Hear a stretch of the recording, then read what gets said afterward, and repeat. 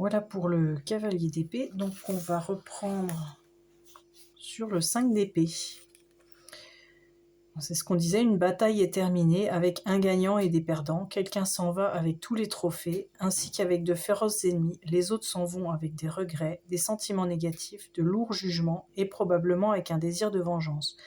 Mais qu'ils ne sachent pas encore, le vainqueur a également perdu quelque chose de précieux, peut-être son honneur, son intégrité, ses valeurs ou ses amis.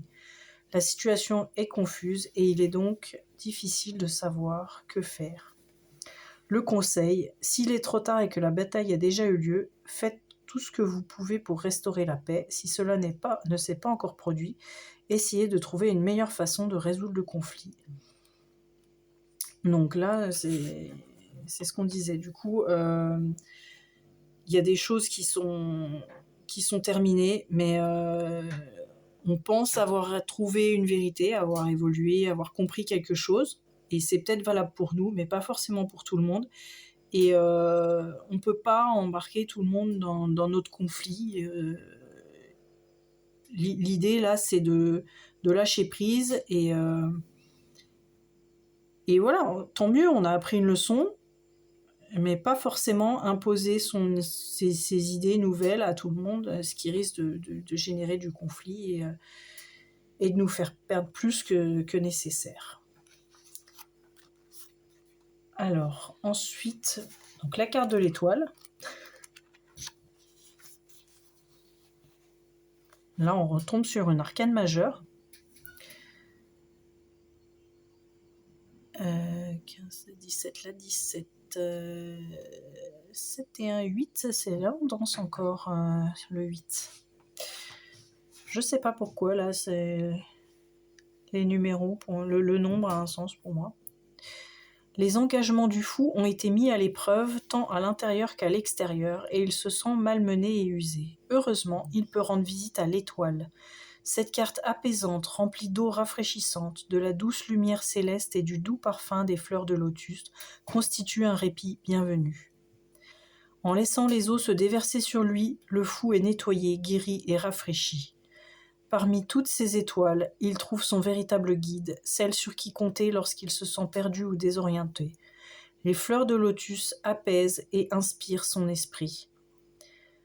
Au moment où il en a le plus besoin, pleinement régénéré et fortifié, il est prêt pour la route à venir. Signification, cette carte marque une période de repos et de guérison. Les éléments dont votre esprit a besoin pour se régénérer sont à portée de main et pour un temps, vous pouvez souffler et vous détendre. Pendant cette période de calme, il est plus facile de trouver sa voie. Lorsque vous inspirez, vous trouverez l'envie de continuer, sachant que tout ira bien à la fin. Conseil, allez-y doucement, détendez-vous et profitez de ce répit. N'attendez pas le revers de la médaille. Faites ce que vous pouvez pour rétablir votre esprit, votre corps et vos émotions. Identifiez l'étoile qui vous guidera et apprenez à la voir en toutes circonstances. Là, oui, il y a eu une grosse phase quand même. Hein. La mort n'est pas facile à passer. On a besoin de se remettre, on a besoin de se reprendre, de reprendre ses esprits. Et effectivement, au lieu de chercher le conflit, comme on a vu avec le 5 d'épée, au lieu de chercher à imposer sa nouvelle vision, sa nouvelle façon de penser, là, l'idée, c'est vraiment de prendre le temps, se poser et profiter et intégrer les choses tranquillement.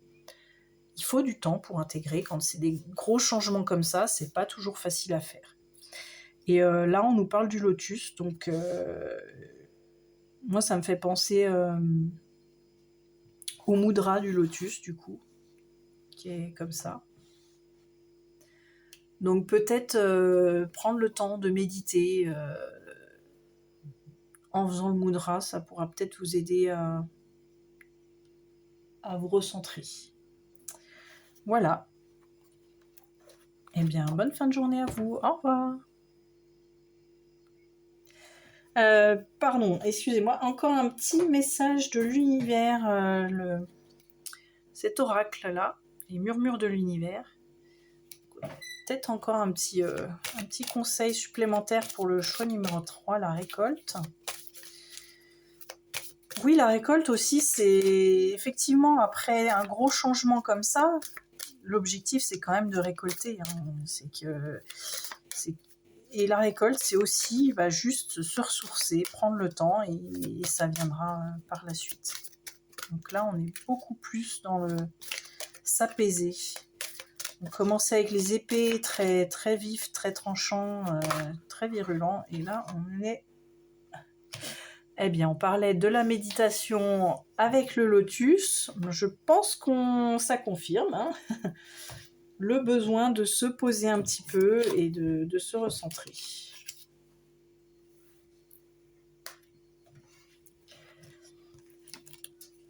Alors, la carte 22 de la méditation. Méditez pour libérer votre esprit et vous reconnecter à l'univers. Avec cette carte, l'univers veut entrer en contact avec vous par la méditation. Prenez le temps de faire une pause, d'apaiser votre esprit et de vous reconnecter avec l'univers. Vous pourriez être surpris des conseils que vous recevrez. Cette carte vous rappelle que vous devez prendre du temps pour vous, écouter les conseils de l'univers et la sagesse du royaume des esprits. La méditation aide à se vider l'esprit et à y voir plus clair. Votre cerveau est constamment bombardé d'informations futiles qui peuvent émousser votre lien avec l'univers et le royaume des esprits. Parfois, vous devez vous déconnecter des royaumes terrestres pour rétablir votre état spirituel naturel et la connexion divine. Avez-vous l'impression de ne pas avoir assez de temps pour méditer ? Vous dites-vous que la méditation n'est pas pour vous ? Craignez-vous de ne pas savoir le faire ? Rassurez-vous, l'univers vous soutient et les techniques de méditation sont secondaires. Sachez simplement que vous en êtes capable. La méditation peut prendre de nombreuses formes. Vous n'avez pas besoin d'adopter la position du lotus. Oui, le lotus, encore le lotus. Bras et jambes croisés et yeux fermés pour entrer en contact avec l'esprit et l'univers. Il vous suffit de prendre ne serait-ce que 5 à 10 minutes par jour. Vous pouvez méditer en vous asseyant. Si vous avez du mal à rester assis, faites-le en marchant, en faisant du sport ou même sous la douche. Vous pouvez vous asseoir tranquillement devant la flamme du bougie et écrire les messages que vous recevez dans votre journal spirituel. Ce n'est pas la technique qui compte, le plus important, c'est de prendre le temps de faire le vide dans votre esprit afin d'écouter les conseils universels de l'au-delà et de trouver la paix intérieure.